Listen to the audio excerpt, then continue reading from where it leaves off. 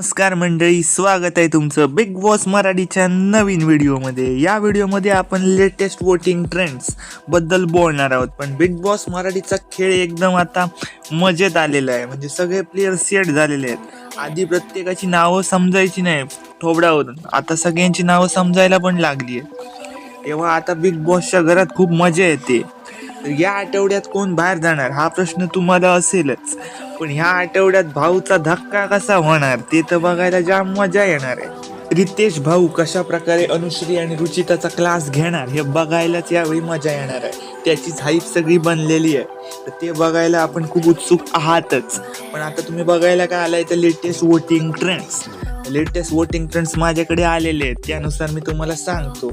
तर नंबर 9 वर कोण आहे? नंबर 9 वर ती म्हणजे ती डेंजर भाई रुचिता जामदार. ती आहे कारण तिचा क्लास आपल्याला बघायचा आहे आणि ती नंबर 9 वर आहे.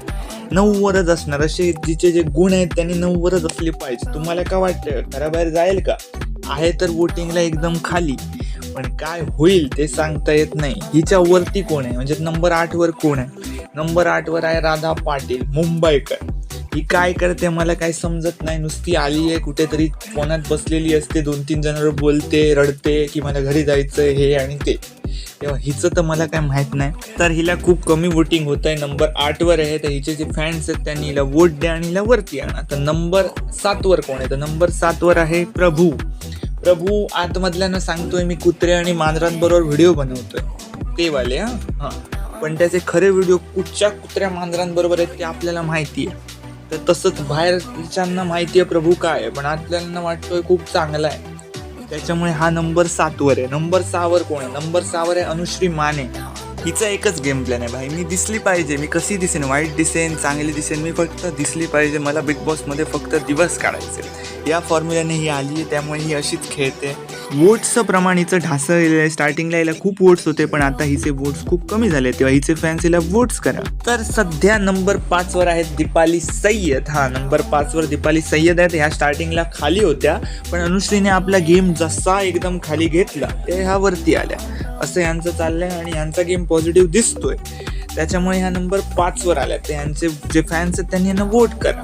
नंबर 4 वर कोण आहे? नंबर 4 वर आता आलेले आहेत सागर कारंडे. सागर आलेले आहेत नंबर 4 वर. तर ह्यांना पण सपोर्ट खूप भेटतोय. एक नोन फेस आहे आपल्या महाराष्ट्रातला. कॉमेडीमध्ये आपण यांना खूप बघितलंय, तेव्हा हे आता खूप वरती येतात आणि ह्यांचा पण गेम मला पॉझिटिव्ह दिसतोय. तर यांचे फॅन्स यांनी वोट करा जेणेकरून हे आणि वरती येतील.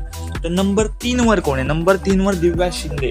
हिचा आता स्क्रीन टाइम खूप वाढायला चाललाय आणि ही आता एकदम फॉर्ममध्ये येते आणि चांगल्या प्रकारे खेळते. त्याच्यामुळे मला तरी वाटतं ही खूप पुढे जाणार आहे. ही टॉप 5 मध्ये तुम्ही फिक्स धरा, सध्या तरी बोलतोय मी.